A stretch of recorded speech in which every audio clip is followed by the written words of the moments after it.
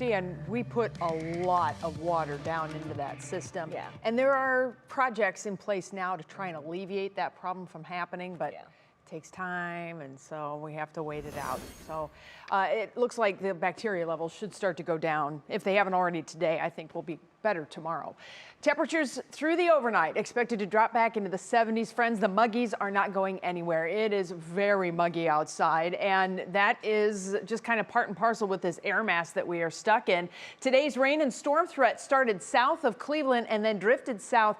Boy, Columbus got nailed with some very heavy rain today. They had water rescues going on just east of the city. That line of stormy weather is now continuing down to the state line, the Ohio River area. Meanwhile, we have just a little bump of high pressure that's moving in that has helped to clear the skies. Not really helping us out as far as the humidity goes.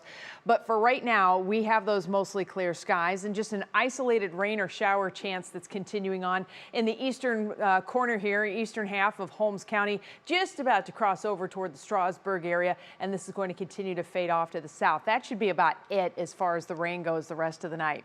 Temperatures have been all over the map today. We made it to 87 at Hopkins, and then things cooled back down. Elsewhere, we've had some rain showers that kind of bounced the temperatures around a little bit, so we'll call it low and mid 80s right now. But as mentioned, it's all about this humidity, gnarly humidity. I would even say gross humidity. Back to that. We have the low and mid 70-degree dew points. Look at Dover's dew point at 77 degrees.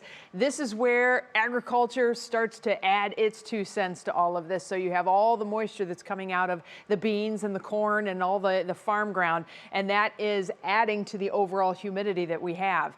We did have a very dry air mass earlier in the week. We all remember how wonderful it was, right? And then here came those humidity levels. We're going to have the humidity that creeps up over the next couple days. You think it's bad now, it's still going to go up. But then by the end of this week, a phenomenal change, and you can see that the dew points are going to be crashing as we head toward the weekend. If you don't have outdoor weekend plans for next weekend yet, make some, because it's going to be that nice.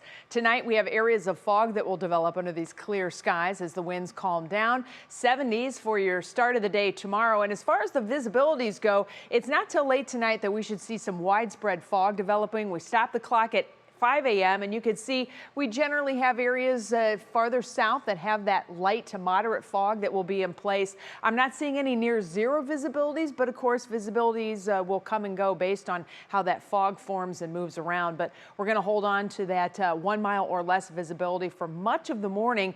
Then the sun comes up, mixes out that fog, and we are off to the races. So our hour-by-hour forecast from National Design Mart is showing rain, but that's not rain. It's actually the computer trying to interpret the intensity of the fog, so it's picking up on all that moisture. We will see that mixing out once the sun comes up. Some high thin clouds will be passing by, but look at your midday temperatures. We're right back into the upper 80s to around 90 degrees, except where we've had that fog. The fog will hold the temperatures down just a little bit in the morning, but don't worry, it's all going to take off once that fog moves out. We're still looking at about anywhere from 88 to 92 tomorrow around northern Ohio. As we get into the heat of the day, some pop-up thunderstorms are going to be a possibility. I do think these will be gully washers once again, so definitely something to keep an eye out for.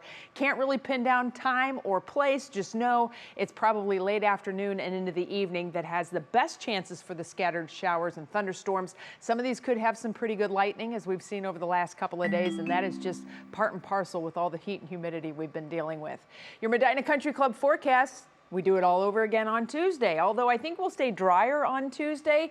Wednesday is when we have our next appreciable change that starts to set up. So a frontal boundary is going to drop in. That should kick off scattered showers and storms, especially later in the day on Wednesday. Temperatures in the 70s by Thursday as the earlier rounds of rain and storms begin to move out. And then Friday, it is going to feel like a whole different world. 70s, comfortable, beautiful, sunshine. And then we're going to be in the 80s this weekend. It looks fantastic.